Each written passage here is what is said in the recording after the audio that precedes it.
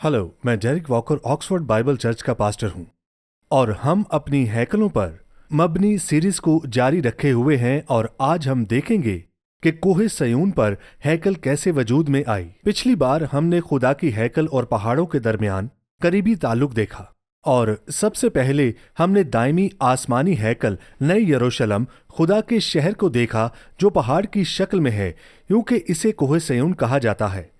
इब्रानियों में लिखा है, बल्कि तुम सिय्योन के पहाड़ और जिंदा खुदा के शहर यानी आसमानी यरूशलेम में आए हो।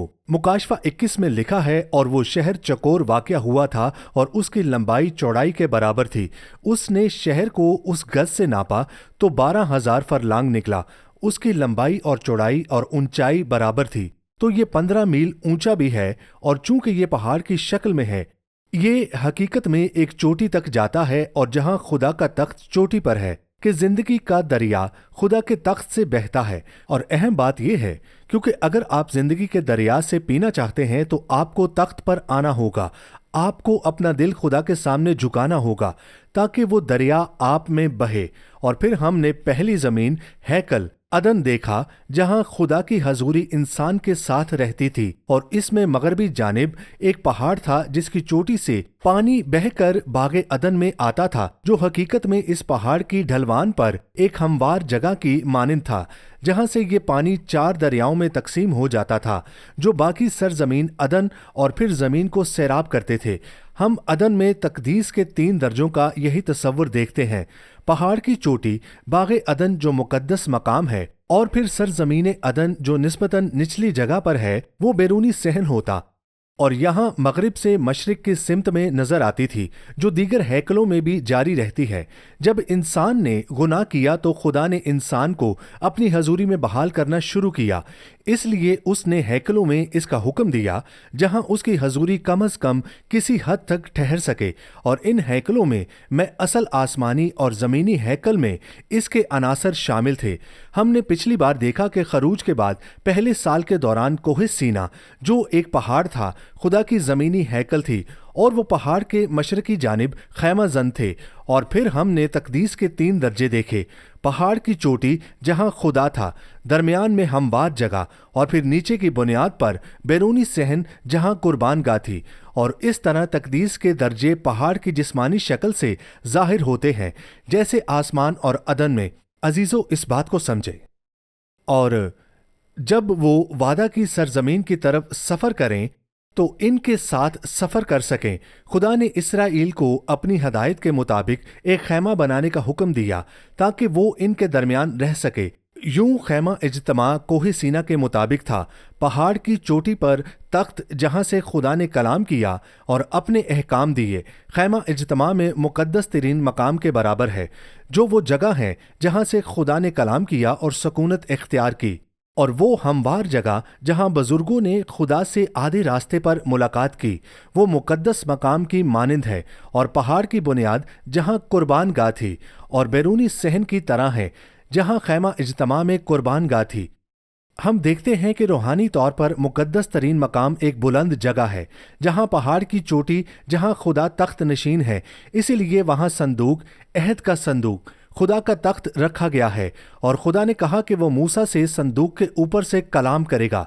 दूसरे अल्फाज में मुकद्दस तरीन मकाम एक बुलंद जगह है और बुलंद मकाम है। ये ज़बूर 91 की पोशीदा जगह है जो बुलंदी पर कायम है, दुश्मन की पहुंच से बहुत दूर।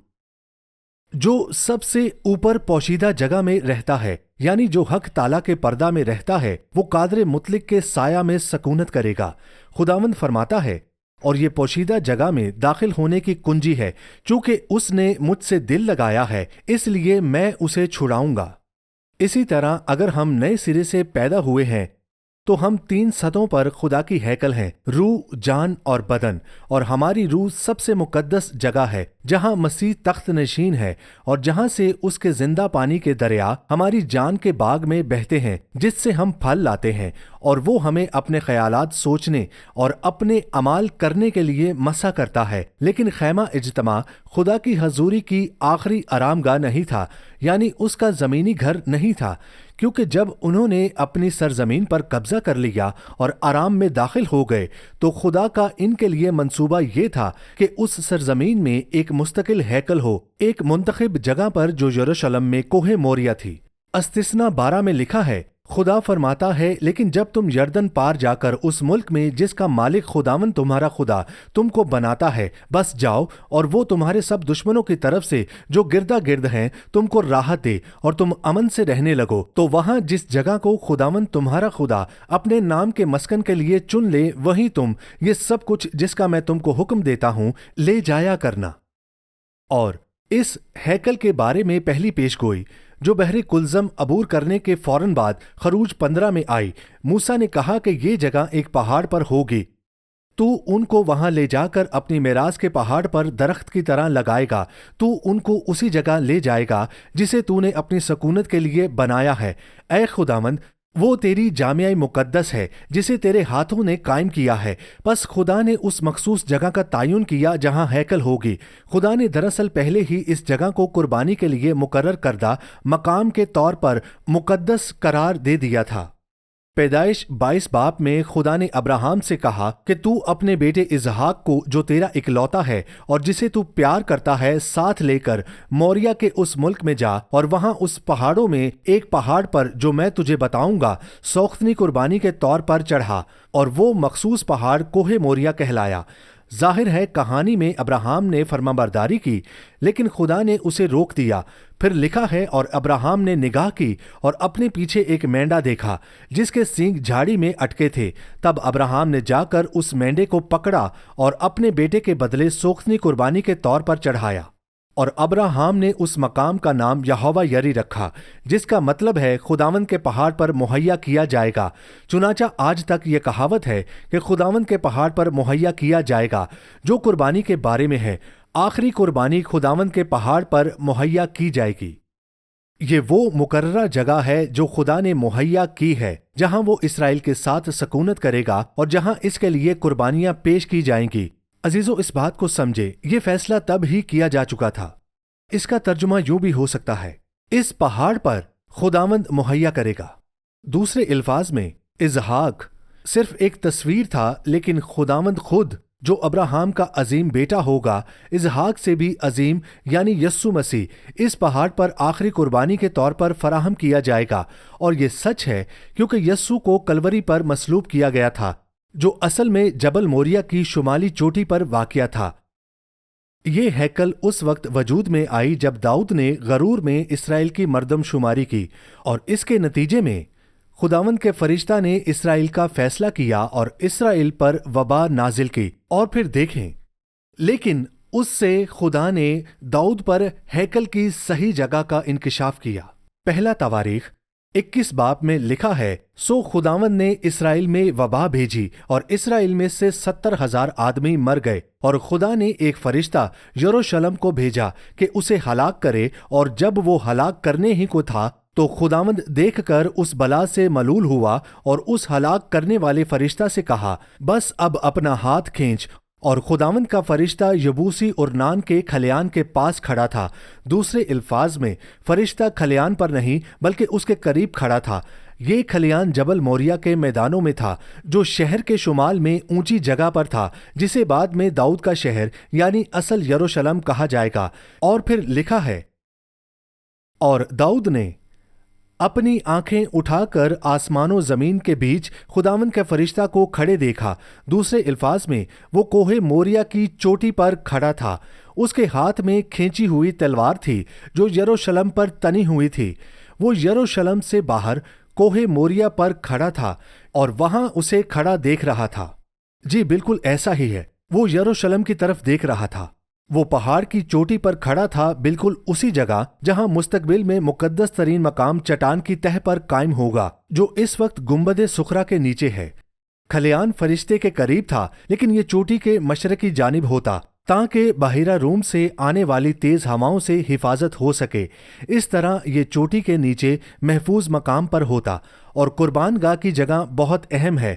لکھا ہے، اور اس کے ہاتھ میں ننگی تلوار تھی جو یروشلم پر بڑھائی ہوئی تھی۔ तब दाऊद और बुजुर्ग टाट ओढ़े हुए मुंह के बल गिरे और दाऊद ने खुदा से कहा, क्या मैं ही ने हुक्म नहीं किया था कि लोगों का शुमार किया जाए? गुनाह तो मैंने किया और बड़ी शरारत मुझसे हुई, और इन भेड़ों ने क्या किया है? ऐ खुदावंद मेरे खुदा, तेरा हाथ मेरे और मेरे बाप के घराना के खिलाफ हो, ना कि अपने लोगों के खिलाफ, कि वो वबा में मुब्तला हों। अब खुदावंद के फरिश्ता ने जाद को हुक्म किया कि दाऊद से कहे कि दाऊद जाकर यबूसी उरनान के खलियान में खुदावंद के लिए एक कुर्बान गाह बनाए। कुर्बानी के जरिए सजा को टाला जाएगा। ये कुर्बान गाह अरनान यबूसी के खलियान पर होगी। इसी तरह कुर्बान गाह ही हैकल का सबसे पहला और ज़रूरी अमली हिस्सा है, क्योंकि कुर्बान गाह और कुर्बानियों के बगैर गुनाह की वजह से खुदावंद वहां रह नहीं सकता। तो शहर दाऊद यानी यरूशलेम में था और ये मोरिया पहाड़ पर गया और उसके ऊपर था। अजीजो, इस बात को जरा समझे, जहां खलियान था जो शहर के बाहर खेतों में था, और लिखा है, और दाऊद जाद के कलाम के मुआफिक जो उसने खुदावंद के नाम से कहा था, और उरनान से मुड़कर उस फरिश्ता को देखा, और उसके चारों बेटे जो उसके साथ थे छुप गए। तो दाऊद शहर दाऊद यानी यरूशलेम में था, और वो मोरिया पहाड़ पर गया जो उसके ऊपर था, जहां खलियान था जो शहर के बाहर खेतों में था। और लिखा है, और दाऊद जाद के कलाम के मुआफिक जो उसने खुदावंद के नाम से कहा था, और उरनान ने मुड़कर उस फरिश्ता को देखा, और उसके चारों बेटे जो उसके साथ थे छुप गए। और उस वक्त उरनान गेहूं दाउता था, जो काबिले तारीफ है। और जब दाऊद उरनान के पास आया, तब उरनान ने निगाह की और दाऊद को देखा, और खलियान से बाहर निकलकर दाऊद के आगे झुका और जमीन पर सरनगू हो गया। तब दाऊद ने उरनान से कहा कि इस खलियान की ये जगह मुझे दे दे, ताकि मैं उसमें खुदावंद के लिए एक कुर्बान गाह बनाऊं। तू उसका पूरा दाम लेकर मुझे दे, ताकि वबा लोगों से दूर कर दी जाए। उरनान ने दाऊद से कहा, तू उसे ले ले, और मेरे मालिक बादशाह जो कुछ उसे भला मालूम हो करे। देख, मैं इन बैलों को सोख्तनी कुर्बानियों के लिए, और दाऊद के सामान ईंधन के लिए, और ये गेहूं नजर की कुर्बानी के लिए देता हूँ। मैं ये सब कुछ दे देता हूँ। ये हैरान कुन है। सो दाऊद ने उरनान को उस जगह के लिए 600 मिस्काल सोना तोल कर दिया, और दाऊद ने वहां खुदावंद के लिए मज़बा बनाया, और सोख्तनी कुर्बानियां और सलामती की कुर्बानियां चढ़ाई, और खुदावंद से दुआ की, और उसने आसमान पर से सोख्तनी कुर्बानी के मज़बा पर आग भेजकर उसको जवाब दिया। और खुदावंद ने उस फरिश्ता को हुक्म दिया, तब उसने अपनी तलवार फिर मयान में कर ली। इस तरह जैसा कि आप देखते हैं, आग के जवाब देने और दाऊद की रहनुमाई इस जगह की तरफ करने से खुदा ने तस्दीक की कि यही वो मुकर्ररा जगह है जहां हैकल की कुर्बान गाह होनी चाहिए, क्योंकि खुदा ने कुर्बानियां कबूल की। और फिर लिखा है कि उस वक्त जब दाऊद ने देखा कि खुदावंद ने यबूसी उरनान के खलियान में उसको जवाब दिया था, तो उसने वहीं कुर्बानियां चढ़ाईं। अगरचा दाऊद ने हैकल की तामीर के लिए बहुत सी मंसूबाबंदी और तैयारी की, और खुदा ने रूह के जरिए उसे दिखाया कि वो कैसी होनी चाहिए, मगर दरअसल सुलेमान को हैकल बनाने का हुक्म मिला। दूसरा तवारीख 3:1 में वो कलीदी आयत है जो हमें बताती है कि वो कहाँ थी। और सुलेमान यरूशलेम में कोहे मोरिया पर, जहां उसके बाप दाऊद ने रोया देखी, उसी जगह जिसे दाऊद ने तैयारी करके मुकर्रर किया, यानी उरनान यबूसी के खलियान में खुदावंद का घर बनाने लगा। बस हैकल पर एक पहाड़ पर तामीर हुई। गौर करें, कोहे मोरिया वही जगह जहां अब्राहम ने इसहाक को कुर्बान करने के लिए पेश किया था, और इसी जगह को हैकल के लिए मुकद्दस किया था। और ये वो पहाड़ है जो असल यरूशलेम यानी सयून या दाऊद के शहर के शुमाल में बुलंद मकाम पर है। और फिर देखें, ये दूसरे तवारीख के 5वें बाब में इसकी तस्दीक हमें मालूम होती है। इसमें लिखा है कि तब सुलेमान ने इसराइल के बुजुर्गों और कबीलों के सब रईसों यानी बनी इसराइल के आबाई खानदानों के सरदारों को यरूशलेम में इकट्ठा किया, ताकि वो दाऊद के शहर से जो सयून है खुदावंद के अहद का संदूक ले आएं। तब हैकल मुकम्मल हो गई और मुकद्दस तरीन संदूक को कबूल करने के लिए तैयार हो गई। तो संदूक को दाऊद के शहर से ऊपर एक ऐसी जगह पर ले जाया गया जो शहर से बाहर और पहाड़ की चोटी पर थी, जहां मुकद्दस तरीन जगह थी जो कि शहर से बाहर ऊंची जमीन पर वाक़या थी। वो ही संदूक के आराम की जगह थी। अहद का संदूक मोरिया की चोटी पर चट्टान पर खड़ा था, जिसे बुनियाद का पत्थर कहा जाता है, और आजकल इस पर कबाउल सुगरा मौजूद है, ताकि इस बुनियाद की चट्टान को ऊपर से देखने पर एक मुस्ततिल नुमा निशान नजर आता है, जो अहद के संदूक को रखने के लिए बिल्कुल मुनासिब साइज और जगह थी। इस वक्त से कलाम में कोहे मोरिया का नाम इस्तेमाल नहीं हुआ, क्योंकि इस पहाड़ का नाम जहां हैकल वाक़या थी तब्दील होकर कोहे सयून हो गया। यानी कलाम में हैकल का पहाड़ कोहे सयून है। सयून की दीवारें दाऊद के शहर से बढ़ा दी गईं। अब वो हैकल को घेरे हुए थी। तो सुलेमान के जमाना में सयून का शहर बढ़कर हैकल और हैकल के पहाड़ को भी शामिल कर लिया। इसलिए इस पहाड़ को कोहे सयून कहा गया, क्योंकि अब वो सयून का हिस्सा बन चुका था, और यही वजह है कि हैकल को सयून में वाक़या बनाया गया है। इस तरह सयून में बालाई शहर शामिल है, जहां खुदा हैकल में कोहे सयून की चोटी पर रहता है। गौर करें, इस तरह सयून में बलाई शहर शामिल है, जहां खुदा की हैकल में कोहे सयून की चोटी पर रहता था। फिर बादशाह सुलेमान अपने महल में रहता था, जो कुछ नीचे ऊफल पर वाक़या था, और इसमें ज़ेरें शहर भी शामिल है, जो दाऊद का शहर था, जहां ज़्यादातर लोग रहते थे। अजीज़ों, इस बात को समझें। हम ये तरतीब ज़बूर 48 में देखते हैं। इसमें लिखा है कि हमारे खुदा के शहर में अपने कोहे मुकद्दस पर खुदावंद बुजुर्ग और बेहद सताइश के लायक है। बुलंदी में खूबसूरत, इसका मतलब है बुलंदी ऊंचाई है, यानी ये एक ऊंची जगह है। पूरी जमीन की खुशी कोहे सयून है। शुमाल की जानिब कोहे सयून, जो बड़े बादशाह का शहर है, वो बुलंदी में खुशनुमा और तमाम जमीन का फख्र है। यानी शहर की ऊंची जगह बुलंदी कोहे सयून है, और ये शहर के शुमाली तरफ है, अजीम बादशाह का शहर। तो अब शहर में पहाड़ भी शामिल हो गया, जो शहर की शुमाली तरफ बुलंदी में खूबसूरत है। ये हवाला हम देखेंगे कि 1000 साला दौर में ज्यादा मजबूत तरीके से पूरा होगा। अजीजों, गौर करें, ये हवाला हम देखेंगे कि 1000 साला दौर में ज्यादा मजबूत तरीके से पूरा होगा। फिर इसे नोट कर लें कि खुदा की मुकर्रर करदा हैकल एक पहाड़ से ताल्लुक रखती है, कोहे सयून से, जैसे कोहे अदन, जैसे खैमा, और कोहे सीना, जैसे आसमानी हैकल। दर हकीकत खुदा की आसमानी हैकल को कोहे सयून कहा जाता है। इब्रानियों में लिखा है, बल्कि तुम सयून के पहाड़ और जिंदा खुदा के शहर यानी आसमानी यरूशलेम के पास। तो जमीन कोहे सयून का नाम और नमूना आसमानी कोहे सयून या यरूशलेम के मुताबिक है। तो दोबारा पहाड़ खुदा की पाकीज़गी और इसके इख्तियार की नुमाइंदगी करता है। दूसरे अल्फाज में खुदा की हैकल भी इसकी बादशाहत है। लेकिन बुत परस्ती की वजह से खुदा ने यह पहली हैकल छोड़ दी। हिजकियल ने इस जलाल को रुखसत होते देखा, और इसके नतीजे में बाबलियों ने इसे तबाह कर दिया और इसराइल को बाबल ले जाया गया। तब वो बाबल से वापस आए तो 70 साल बाद उन्होंने इसी जगह पर दूसरी हैकल दोबारा तामीर की, और फिर बाद में बादशाह हेरोदिस ने इसे खूबसूरत बनाया, थोड़ी देर पहले कि यस्सु पैदा हो, और यस्सु ने इसी जगह पर दूसरी हैकल में खिदमत की, जैसा कि यस्सु ने पेशगोई की थी, क्योंकि दूसरी हैकल भी तबाह हो गई। इस बार एक मुख्तलिफ वजह से, क्योंकि इसराइल ने एक कौम की हैसियत से यस्सु को अपना मसीहा बादशाह मानने से इनकार कर दिया। यही यस्सु ने मत्ती 23 में पेशगोई की थी कि ऐ यरूशलेम, ऐ यरूशलेम, तू जो नबियों को कत्ल करता और जो तेरे पास भेजे गए उनको संसार करता है। कितनी बार मैंने चाहा कि जिस तरह मुर्गी अपने बच्चों को परों तले जमा कर लेती है, उसी तरह मैं भी तेरे लड़कों को जमा कर लूं, मगर तुमने ना चाहा। उन्होंने इसे अपना साया, अपना बादशाह कबूल करना ना चाहा। देखो, तुम्हारा घर तुम्हारे लिए वीरान छोड़ा जाता है, क्योंकि मैं तुमसे कहता हूं कि अब से मुझे फिर हरगिज ना देखोगे, जब तक कि ना कहोगे कि मुबारक है वो जो खुदावंद के नाम से आता है। और इसी तरह वो इन्हें बताता है कि हैकल पर तबाही आने वाली है, क्योंकि उन्होंने इसे अपने बादशाह के तौर पर रद्द कर दिया था। लेकिन यस्सु ने अगले बाप में ये भी पेशगोई की कि ज़माने के आखिर में मुसीबत के दौर में एक तीसरी हैकल दोबारा तामीर की जाएगी।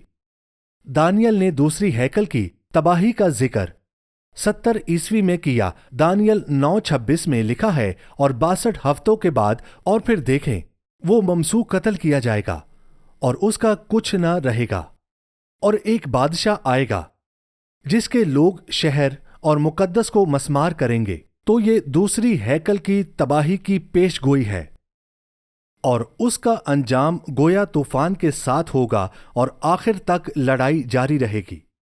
غور کریں، اس کا انجام گویا طوفان کے ساتھ ہوگا اور آخر تک لڑائی جاری رہے گی۔ یہ سب کچھ 66 عیسوی سے 73 عیسوی تک ہوا۔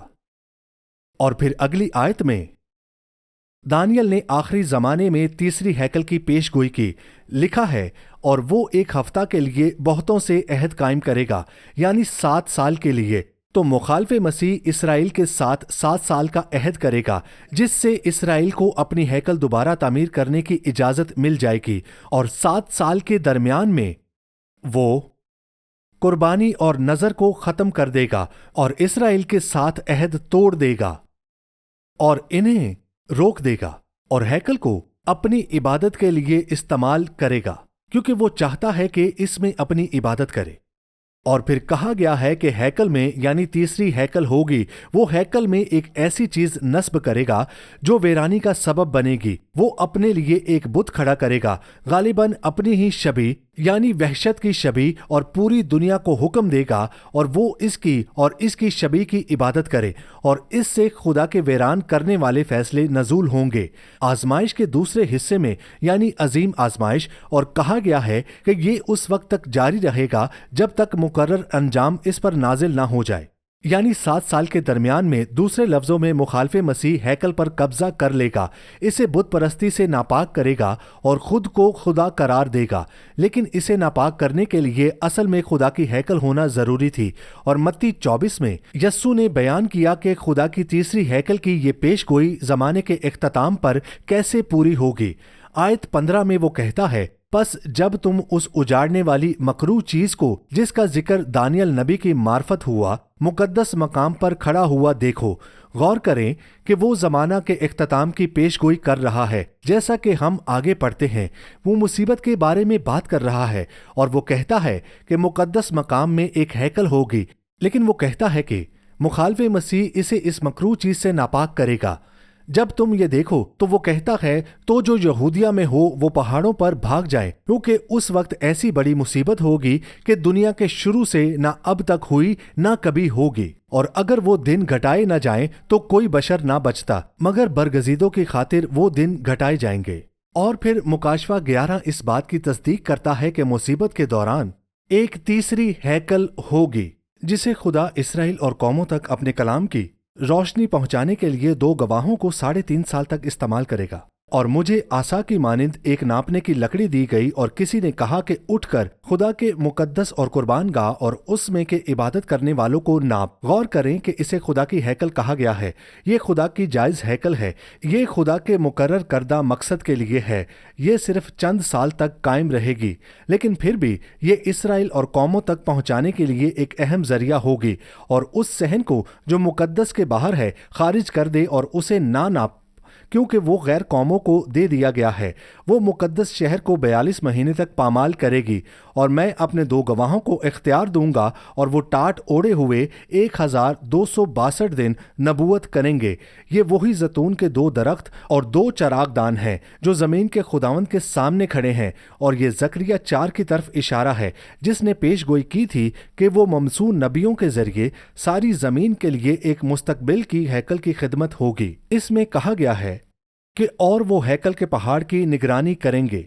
اگر کوئی انہیں ضرر پہنچانا چاہتا ہے تو ان کے منہ سے آگ نکل کر ان کے دشمنوں کو کھا جاتی ہے، اور اگر کوئی انہیں ضرر پہنچانا چاہے گا تو وہ ضرور اسی طرح مارا جائے گا۔ اور یہ دونوں حقیقتیں مسیح کی منادی کریں گی۔